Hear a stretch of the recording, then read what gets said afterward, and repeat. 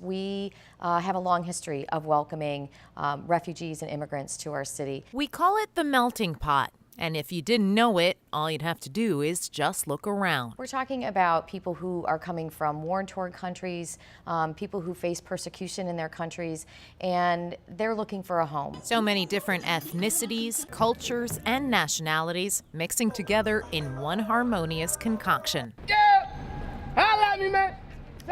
This is New York. For centuries, the United States has been receiving the tired, poor, huddled masses yearning to be free. And it's that word, freedom, that has over 70,000 refugees coming to America each and every year. Refugee, we've heard that word on the radio.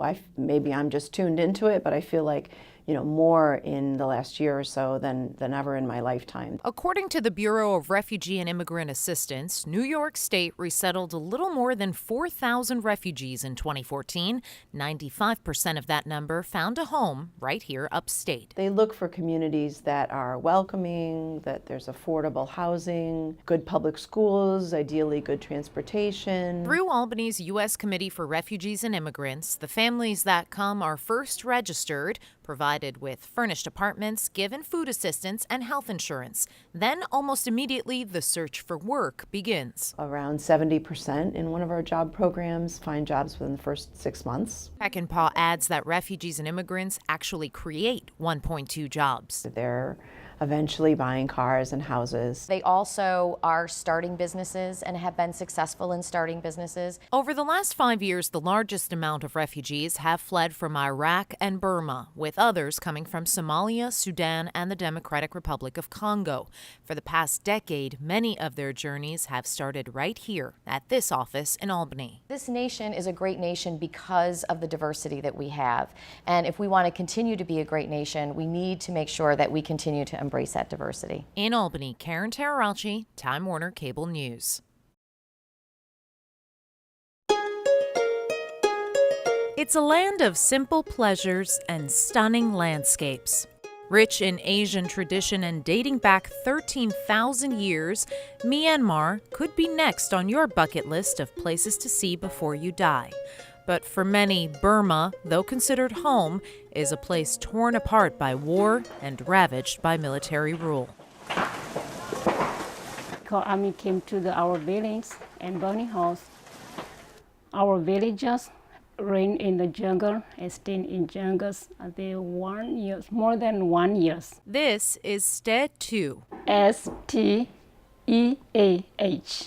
Last name Htoo. And she is a refugee. In 2009, I came to the American in Albany. But before that, in the 1990s, tensions between the Burmese government and the National League for Democracy came to a head.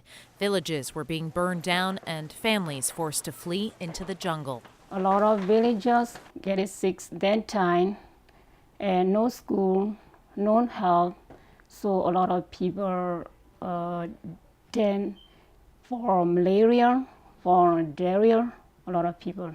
Stetu left her parents, 3 sisters, and 3 brothers when she was 16 years old. I went to Thailand, Karenni refugee camp in Thailand border. And that's where she would stay, in the Karenni refugee camp, for the next 20 years. I worked with the Stetu.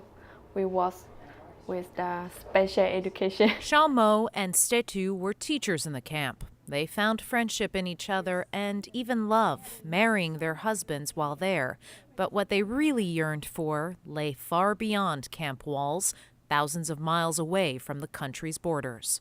We don't have no hope, no future, right? So I'm scared. I'm afraid never when I have to go. I don't know nobody.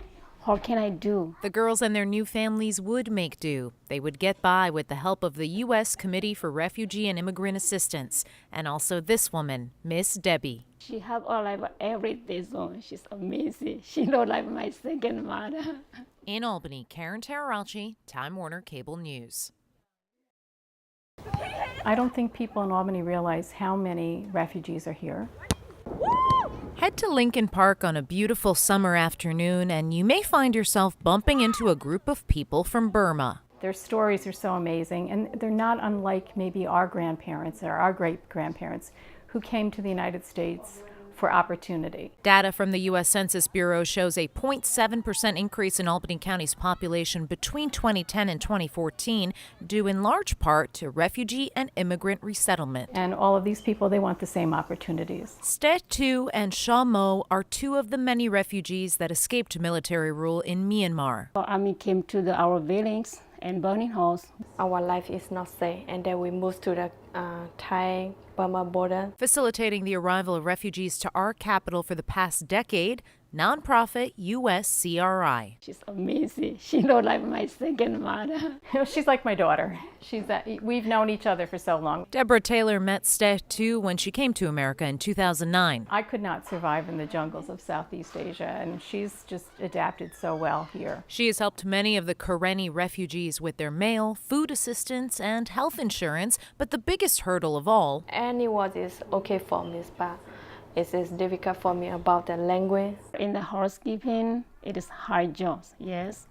But I have to learn more, so if I get a better job. Ste Tu became a U.S. citizen in December. She hopes to someday return to her village to visit and care for the family that she left behind. Everybody need to try, yeah. Never have to try and help each other. In Albany, Karen Terrace, Time Warner Cable News.